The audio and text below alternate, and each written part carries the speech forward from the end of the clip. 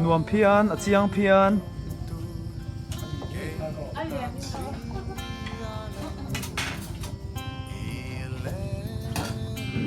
professional food fighter an nia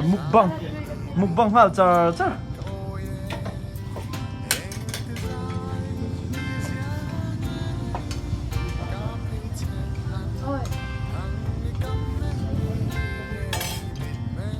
chuông tùy em tùy mò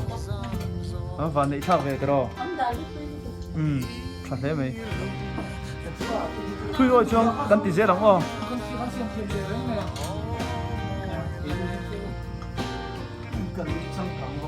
midday meal ấy chẳng hạn đi chứ